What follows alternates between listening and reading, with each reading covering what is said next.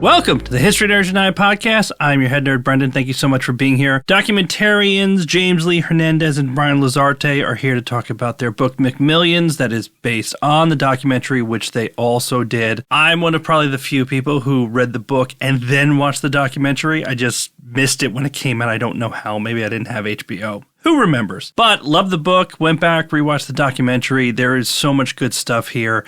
Got to talk with the guys, had a wonderful time. Why don't I just shut up and let you hear this wonderful time? Let's do it. And here we are with the authors of McMillions, the absolutely true story of how an unlikely pair of FBI agents brought down the most supersized fraud in fast food history. James Lee Hernandez and Brian Lazarte, thank you for so much for both of you coming on here. Thanks for having us. Yeah, thanks. I mean, this really hits me in the feels. I did work in McDonald's in my teen years. And I mean, it brought up some bad memories too, but also some good memories. Are you guys excited to be talking about this book now, kind of so much further from the documentary? The documentary was years ago. Was it fun to kind of revisit this? It was fun to revisit, and in a sense, I mean, like you know, my first job was at McDonald's when I was 16. So, you know, McDonald's growing up, you know, during the 80s, 90s, and like that was the era of McDonald's was Americana. You know, it was like if you went on a road trip, you were excited to go to a random McDonald's. Like that was always the thing. So it was fun to get back into the world. And funny enough, we had discovered so much by doing this, really working with FBI, Department of Justice, and the criminal side of this and everything. And uncovering even more, diving back into it was really fascinating. I mean, it felt like while we're doing the documentary, we knew everything, and it was great, like learning, kind of relearning the things that we'd forgotten, and then also like diving into whole new rabbit holes from the story. Brian, are you also a McDonald's alum? I am not a McDonald's alum, unfortunately, unless you include partaking in a certain number of chicken McNuggets. Then yes, I have an honorary. Once you hit a nugget quota, you are honorary alumni. James, I do want to follow up with this, especially I think a lot of McDonald's alum will talk about this, and I think the statute of limitation is gone. How much free food do you think you handed out over your tenure there? I don't know if it's necessarily the food that I handed out, but the food that I ate myself. I think the statute of limitations are there. You know, if someone ordered some supersized fries, they might be light a few fries when they got their packaging. So it was a decent amount. And, like being a teenager, playing basketball nonstop, I just was a bottomless pit for food. Oh, yeah. Wasn't it nice back in the day where you could just do that and not worry about it? Because once I hit 40, it became a major problem. I think it started for me like in my 30s, but I was a sucker for Taco Bell, actually. When I was 16. Brian, we're not talking about the Taco Bell story right now. I know. As far as we know, there is no Taco Bell story, but if there is, I guarantee you two will find it. Definitely. Brian, I want to ask you a question. You and James have worked on a lot of stuff together already with stuff coming up, the big con, besides McMillions. How do you work together in a Hollywood atmosphere and not let the egos get in the way? Because, I mean, you're basically the Russo brothers for documentaries. That's what I'm going to say. Oh man, that's a huge compliment. Jeez. I think first and foremost, we don't really think about it like we're Hollywood. I think in the documentary space, it's just like we're just trying to make, I mean, we do dabble in a little bit of everything, right? We have our podcast, we have this book now, we have some scripted things. But when we're working together, it's really about the best idea rises to the top. And we're often challenging ourselves to the utmost. And so to have a creative partner that has similar taste, but approaches something maybe slightly different than you, it's a great way for us to challenge each other. And yeah, it's never been that way. I think that's maybe the reason why it's worked so well from the get-go is it's really just about the best idea rising to the top. James, is Brian forgetting any major fights or blowouts where you almost blew up the band? It's not necessarily any major blowups or fights. I mean, we work well together. It's kind of the team atmosphere where everybody on the team is working towards the same goal. But you still have different personalities. Some people are going to fight for things more than others. And, in a certain sense, it's what iron sharpens iron. Like, we're always challenging each other, challenging the status quo. And even like the team that we work with, the producers, editors, everybody all the way down the list, the best idea rises and we're always open to things. So I think that really creates the best art rather than just being like, it's my way or the highway and it has to be this specific thing. Yeah. Now, James, I know you talked before when you were, putting out the documentary. This story came to you because you were surfing Reddit late at night, which is where all great ideas come from. But Brian, do you remember in anything, like, obviously I'm always interviewing authors and there's a lot of starts and stops and ideas that just never make it to that final stage. Do you remember when researching this where the eureka moment was like, we have a story here. This can be something much bigger than just an idea we had?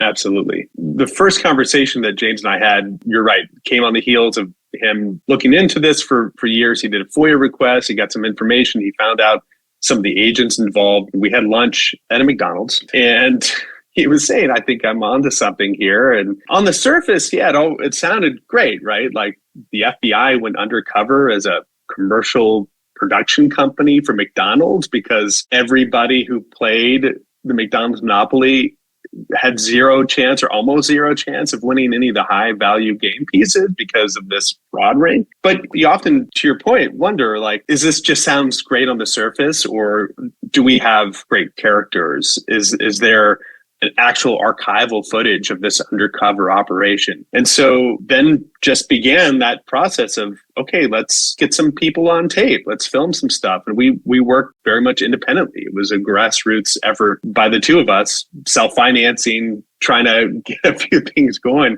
And I think that James was there for the first interview and meeting with Doug Matthews. And it was just like, he showed up like at 9:00 at night.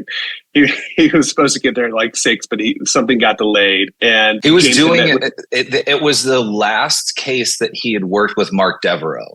Yeah. And so he had moved to another state, but came back to Jacksonville to finish this off. And the defense attorney kept extending the trial that was supposed to happen that day. And so I was sitting in an FBI office with her cinematographer for hours, and with a FBI liaison, like, he's going to be here any moment now. And then like people starting to shut down for the day and leave. And I'm like, please, Lord, just show up. Yeah. But when that came back, then it was just like, okay, these are some, even those two characters out of the gate, we knew that there was something fantastic. And we were just holding out for that archival because we thought it might not be enough to get something across the line unless we could actually support it with real footage. And when that came in, we were like, oh my gosh, this is amazing. And I don't know if you both realized just how lucky you were. And I should admit, disclaimer, I am the son of a DEA agent who famously do not like the FBI. So I'm going to make some comments throughout the podcast. I'm going to take some cheap shots. You guys can just skate right over them. Doug Matthews is not a typical FBI agent. He's got personality. He's excitable. The FBI generally does not allow personality. I have to think just that he must have come in, Brian and James, like you're waiting there so long and just comes in and you're like, this is not what I was expecting from an FBI agent walking in the door, right? Absolutely not. It started with, I was on a phone call with Mark Devereaux, and because Doug was the rookie agent, all the documentation had Rick Dent's name on it because he was the senior agent. He was the one that knew all the procedures and how to do everything.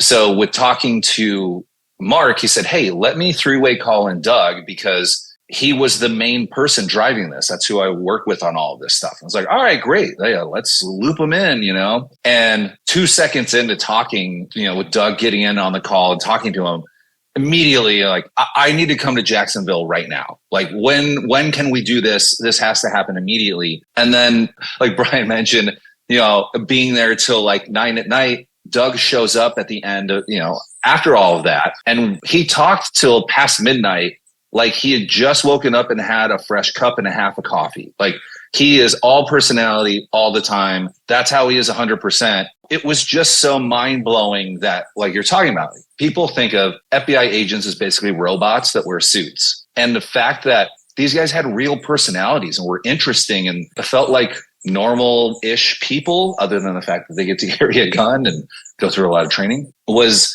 just so atypical of what I had ever seen before and was really, really exciting.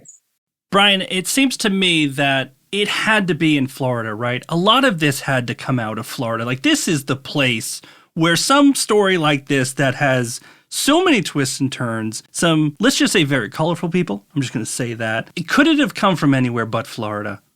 Not in the United States that I can think of. Yeah, I mean, Florida just felt like the perfect backdrop.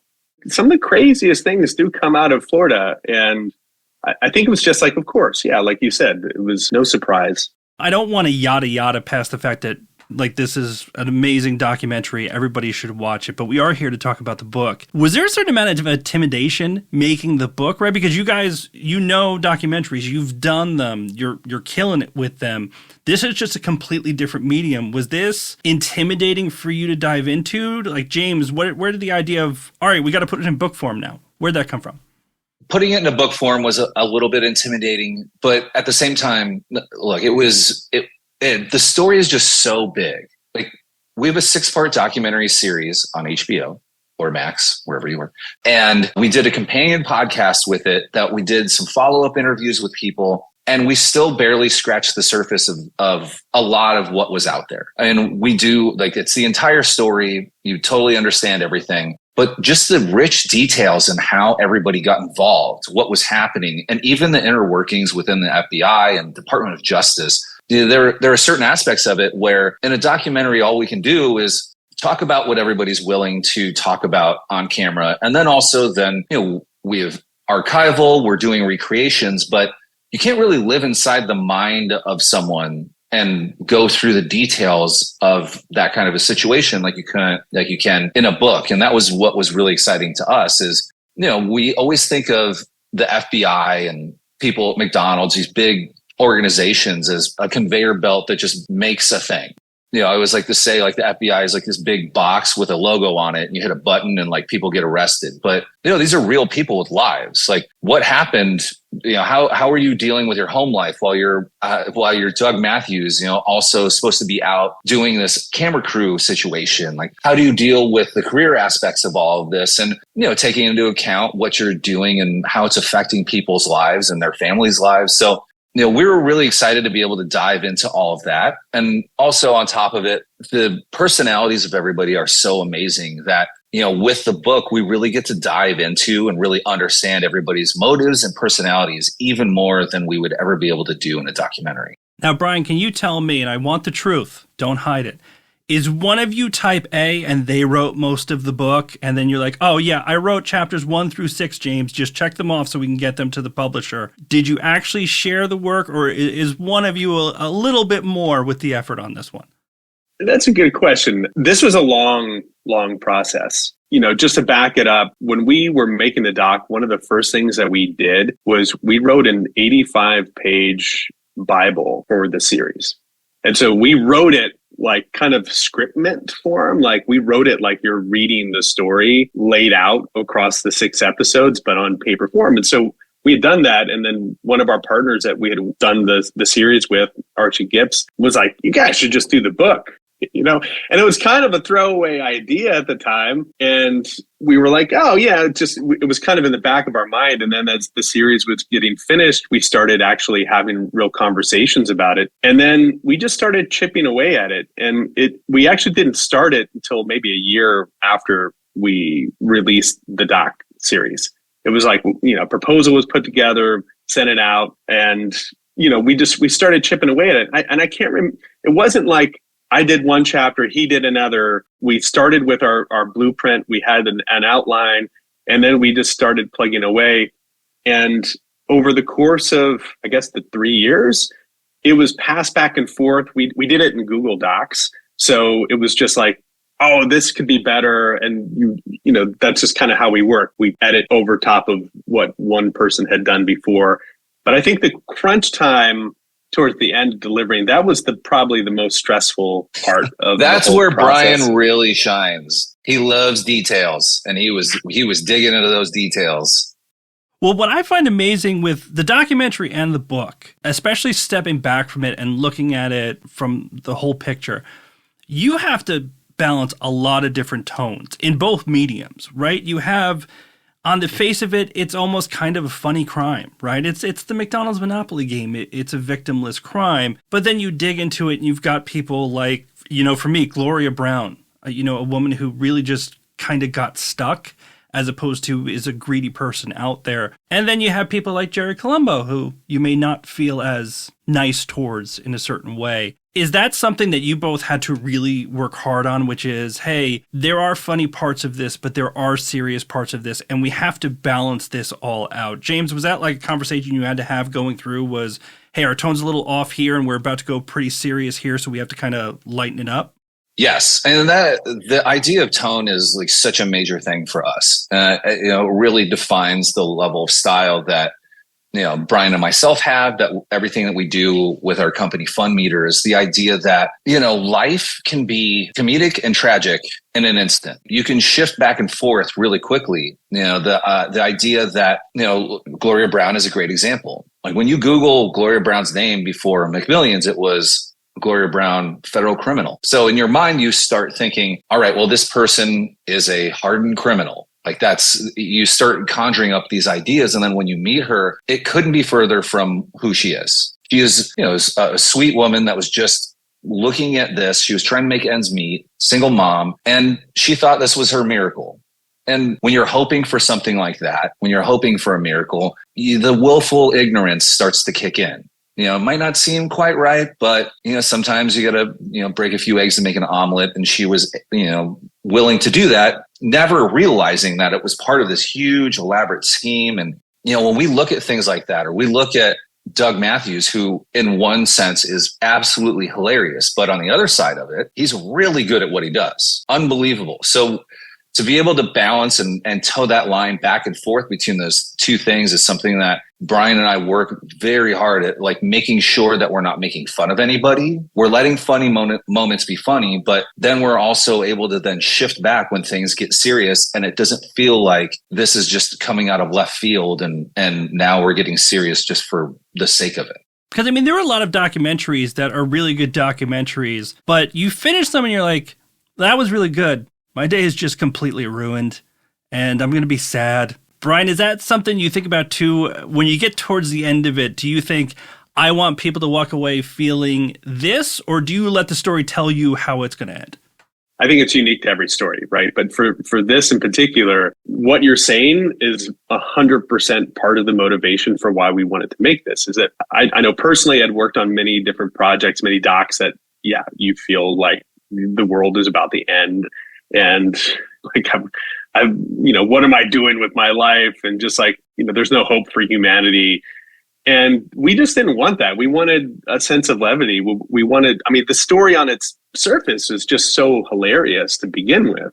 And it's so surprising. Like for people who played the game, very few people knew that this actually happened, that there was a conspiracy behind who's winning. And we knew that there was a lot of levity. And I think that at the end, we wanted people to walk away with an understanding of relatability to all the characters, right? Not only the FBI, you want to kind of root for the FBI to catch them, but at the same time, you feel for the people who were the fraudsters in this to some degree, right? Because you have to wonder, we ask ourselves these questions all the time, like, if somebody came up to you and said, hey, I have a surefire way for you to win $1 million. You don't have to steal it from anybody. You don't have to hurt anybody. And you're not going to get caught. You just have to tell a little white lie, at a McDonald's, for how you want. Like most people would have said, yeah, I'll do that. And the fact that all of these people did it, but then were tied to this conspiracy and became federal criminals was something that no one really anticipated. So I think at the end, we wanted to make sure that you felt a degree of satisfaction with the story. Like, okay, yeah, maybe some people should have gone away for more time. I think that's always been the shock for a lot of people by how little time some people served in prison and the few people that actually went to prison. But at the same time, James was saying with Gloria Brown, when you hear that she got off on probation, you're just like, oh man, thank God, that she she didn't ruin her. It ruined a lot of things. And there were a lot of victims, and this idea of like, oh, it was just a victimless crime. We wanted to flip that on its head and make you realize like there were a lot of victims, not only, family members of those who got involved in their lives, but, Deborah at one point said, the American public were all victims because we all played the game hoping to win and we didn't. But then companies like Simon Marketing and Diddler Brothers, I mean, these were huge, huge companies, and they went under. Like families, lost their income. People like stock options. Like it was, we had talked to a lot of people that had invested in Simon Marketing stock, right, James, who for their kids' college fund, and then just like got wiped out. So you realize like, oh, these little acts of greed that everybody had, and few people actually really benefited from it, right? Because they were like you had $50,000 a year, right, for 20 years. Other than AJ Glum, who in the book, we reveal a little bit more specifically about how he came up with this idea of going to an annuity broker so he could get all the cash up front. They got left hanging the back. Well, Brian, I also don't want to forget there is a victim in here that you guys didn't catch. Right? What if there's a 17-year-old McDonald's worker who is spending a lot of time holding up the large fries to the lights to see if he can find, he or she, I'm just talking in general, he or she is holding it up to the light to see if they can find Boardwalk and hand it off to their friends outside. It's just another victim wasting his time or her time. All right? I'm sure you don't know what I'm talking about, James. Of course not. Nobody did that. Well, in my version of the story, there were 16. And this person may have worked in the only McDonald's that I've ever seen without cameras. So they would just, not we, I don't know who we're talking about, would just start ripping off tabs and seeing what they got. Allegedly. I can neither confirm nor deny these allegations. Or that there's a lot of missing McNuggets, but we're not going to go into that. All right, I'm going to ask you both a question. And Brian, I'm going to start with you. So James, you can't steal his answer. Brian, who's the number one person on your list that you wish you could have talked to about this case, but you weren't able to? Well, it's not fair to James, but because it was there, I know we're going to say the same person. Jerry Jacobson, without a doubt. He was such a central point of interest for us to hear his side of the story. And we spoke to so many different people who spoke about him, and we wanted to give him a chance to speak for himself. And I think we're all always holding out hope that maybe one day he'll come around and want to talk to us about his version of events that led to everything that happened. I mean, I think that's the thing. It's like James was saying, like even with Gloria Brown, when we met her, we only had the FBI's perspective. The moment that we sat down with her and started talking, you realize there's a whole other side. So there's still a giant missing piece to this that we'd love to understand. And hopefully one day we will. Well, James, you're a host. You can't say Uncle Jerry. Who's it going to be? You know what? I will pick Mark Schwartz, who actually was one of the first recruiters. He was the nephew of Uncle Jerry Jacobson, and he passed away, sadly, in the midst of all this happening. But the reason that the mob gets involved, and this is something that we go into in the book that we actually don't have in the documentary, was because his own nephew, Mark Schwartz, tried to screw Jerry out of his money. Out of the money that he was owed. So Jerry can't go to the cops about that. So that's how the mafia starts to get involved with that. I would love to get Mark's insight on what was really going down. Well, James, to go along with that, is there ever any nerves when you start to look into something and you're starting to say, I'm talking to people that maybe aren't necessarily in the mafia, but might know people. I'm from New York, so it's a thing. Do you get any nervousness where you're sitting there going, I'm a bit nervous about what questions I may ask, what information I may get? Does that trepidation kind of come in, or do you just say, I'm going to ask my questions and see what happens? I guess stupidly, I didn't think that. And I don't think Brian did either, except for, we were on the road doing all these different interviews, and we got in contact with Frank and Heather Colombo, and they said, come to our place. We have a lot of information on this, and let's just get to know each other before there's any thought of an interview. So, we thought, okay, we went there, and we had some things going on during the day. And so Frank said, come to my place around 9:30, 10 at night, because I have things going on during the day. And, we're busy doing all these different things. We're in Florida. We would, take some turns, turn here. And all of a sudden we're on a street with no street lights. and there's a house and there's 6 cars in the driveway. And it dawns on Brian and I, like, we're going into a Colombo household. There's all these cars. Like, are we going to open the door and there's just blue tarp out? Let's text our family members to make sure they know where we are before we go in. And that was definitely the one time we're like, this might be a little interesting. Although Frank and Heather and their family couldn't have been nicer. I mean, at first they were very trepidatious, but once they knew that we were genuine in what we were doing, they couldn't have been more fantastic. But that definitely was the moment, sitting on a dark street in the middle of a random spot in Florida, where we thought this might be a little dicey. In all your research and everything, is that for anything, right? The big con, any of the other projects you have, is that the time where you sit there, you're going, how did I get here? Right? All my life, how did I end up here? Was this one of those moments, that kind of core memory where you're like, who'd have thought that this would have happened? James?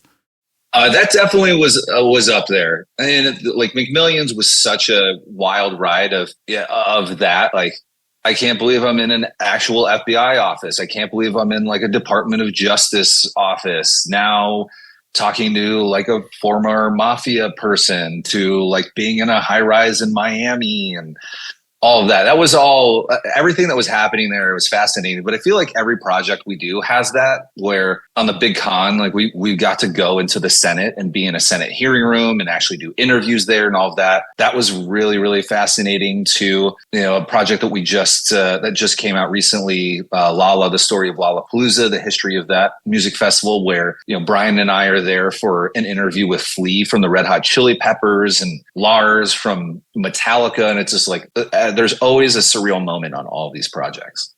Brian, are you guys actively trying to just check off my growing up list? We got Lollapalooza, we got McDonald's. It feels like you guys are maybe spying on me my whole life and just kind of picking projects from it. Is that the plan?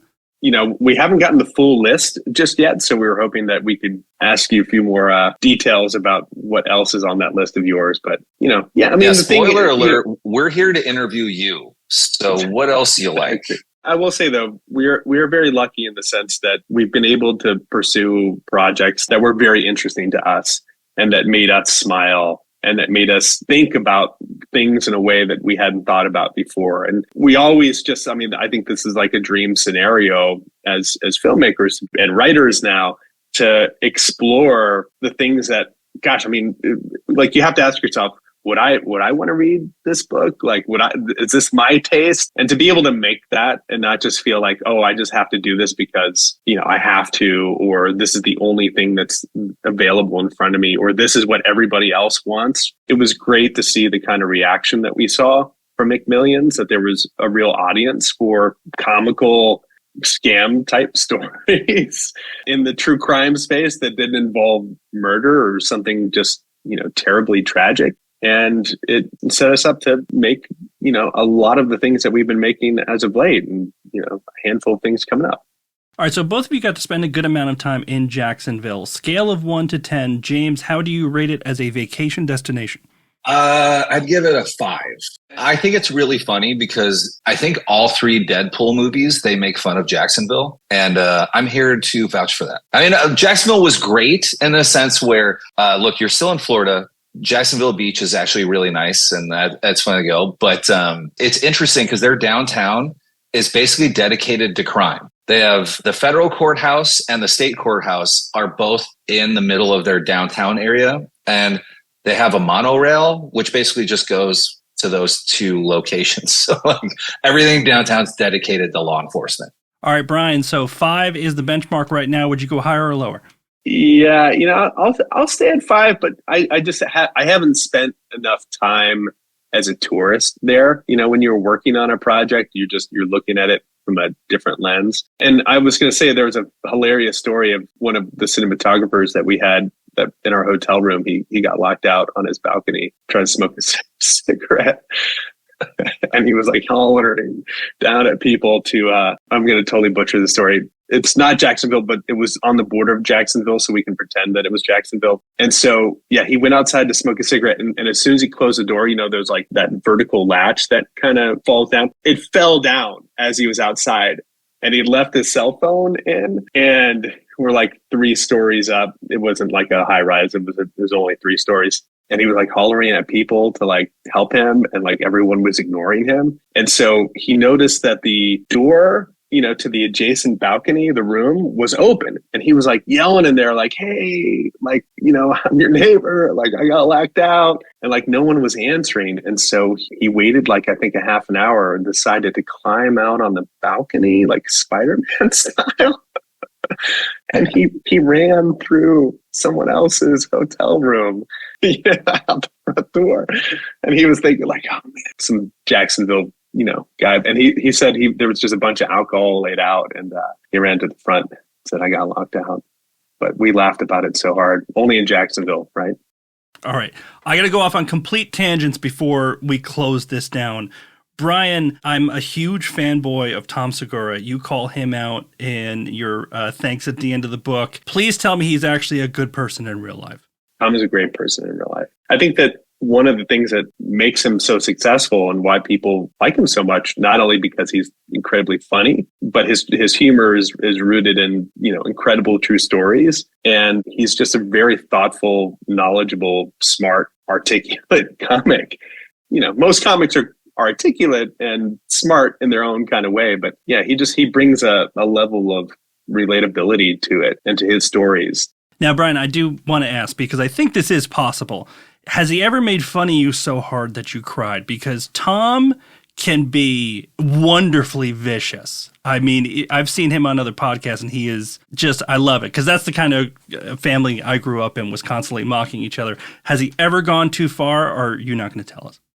He's never gone too far with me that I can remember, but I recall as a kid, well before his years as a stand-up comic, he would do this thing where we would be out like at a restaurant or somewhere else, and he would just like make a comment about somebody else that was very close within earshot. And it's just like, man, they can hear you. And he was like, I don't care. Part of it was like, he didn't care that they could hear, but I think he also knew how much it got under my skin in the moment, maybe. That part of it was just like watching me like kind of react like, man, you can't, like that guy's going to come over and beat our ass. He would always have fun. And I mean, I remember one story in Florida where we went into like a Denny's or something like that. And just randomly, one of the guys that we were with, he was like, oh, this is world champion ping pong player, and he, whatever his name was at the time, and was like trying to get us free food just by, saying that, hey, we're with a champion here. I had a hard time keeping a straight face. That all checks out. James, I want to jump your acknowledgments. You do mention thanking your mom and saying that, for taking me to McDonald's even when times were tight. Did this kind of give you some flashbacks, right, of like growing up? Because I mean, I thought that was a really sweet call out to have. Definitely. I mean, the idea of this entire thing is just so mind blowing because, I was obsessed with the McDonald's Monopoly game as a kid. In general, I was obsessed with McDonald's and getting a toy and a Happy Meal. But then like when the Monopoly game came, it would happen twice a year. It was so exciting. And, I was raised by a single mom until I was about 12. And during that time, my mom was, raising a kid by herself. I would spend, part of the year with her, part of the year with my grandparents to help out. And the idea that she knew, like, basically anytime we passed McDonald's, I would like either directly say, let's go to McDonald's, or very hard hint at going. And, it was always just such a treat when we would get to do it. And thankfully, I'd get to do it more often than not. And then as I got older and realized, my mom's in her 20s, has a kid and, is trying to make ends meet. And, every dollar going out meant something. And the fact that she did that just because she knew the joy that it would give me, it was so amazing. And to be able to, in any way that I can, repay her and thank her for that. And everybody in my family who not only supported me, but supported my McDonald's habit, was, whatever I could do for that was great. And like when I showed her that, she started tearing up, and, it just is like such a unique thing to have that, mother-son, relationship in that way. All right. Last question. I'll throw it up to either one of you, whoever wants to answer it. Obviously, there's going to be people who said, hey, I love the documentary. I don't need to read the book. Why, if I saw the documentary or I listened to the podcast, do I need to read the book? If I put one of those people in front of you, what would you say to them? Well, I mean, first of all, you don't have to read the book. You can listen to the audio book. So if done you by don't know us. Yep. So if you have a problem with, reading words, you can listen to us read the words for you. Yes, in all seriousness, the content of the book, it's like when you go to your favorite restaurant and you've tried the best version of that dish that you love to get, you want to keep coming back for more. And you might change it up. You might mix it up. This is a terrible analogy. You can throw this all out if you want. But I like you just 86 your own analogy, mid-analogy. You're not even done with it yet. And we're keeping it. That's gold. No. We're keeping it.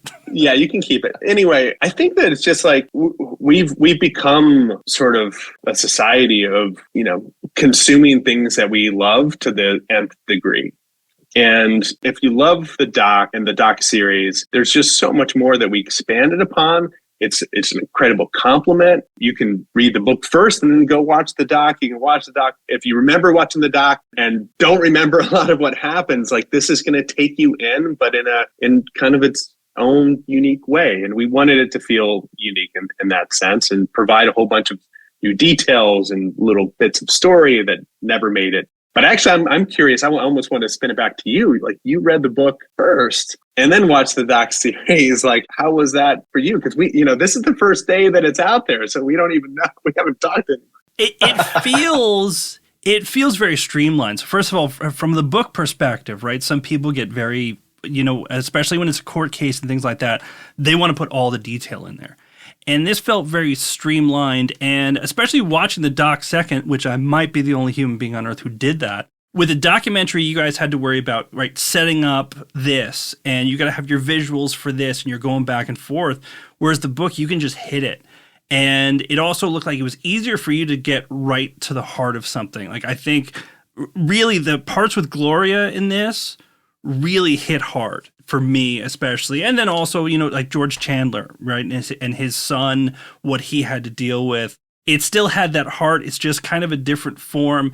And, I didn't dive into the documentary enough to say, here are the different parts of it, but there is. And once again, we have a little bit of time from the documentary, so I think a lot of people would forget it. And there's still a lot of amazing detail in here. I mean, I had a really good time with it. I mean, my review of the book, I had one criticism, which is like, I could have gone another 100 pages because it was that easy to read. And that's not the worst criticism to get when somebody's like, hey, make it longer. I want more. Like McDonald's fries. Listen, last thing, James, just want to give you a real quick, you and Brian, what's coming up next? What should we be looking out from both of you? As I mentioned, we have Lala, the story of Lollapalooza, that's on Paramount Plus right now, which 3-part series on the history of that. And then the thing that's coming up next, we have an Apple original podcast, which we're not allowed to say the name of yet, but it's going to be in the same vein of McMillions and the Big Con and have all these crazy things. If you like the audiobook and you're not totally sick of our voices, then we host that as well. So it's going to be a fun, wild ride and go places that you would never expect. Can we hint the fact that, like, if you're into quirky, funny crimes, scams, even that are a little more twisted, left of center, there's 11 original stories that take you. They're like little mini McMillions. They're like McNugget stories of sorts. Bite-sized versions of these quirky crime stories that we're a big fan of. Is one of them you guys stealing my identity? Because I really feel like that's coming up if it hasn't happened already. Well, we've been in contact with the DEA, so there's going to be some things. Actually, that's one federal agency we haven't worked with yet, so that's another way to steal more of your life story. They are cowboys. If you want some excitement, you're going to get it. James and Brian, listen, this was amazing. Thank you so much. Thank you so much for having us. Thank you. And that's it for this episode. Brian and James, thank you so much for McMillions. Get the book, people, if you love the documentary. Hit us up, Instagram, Twitter, Facebook. Don't forget YouTube. Send us messages. Let us know how we're doing. Always love to get fan mail. Until next time, nerds, stay cool. History Nerds United.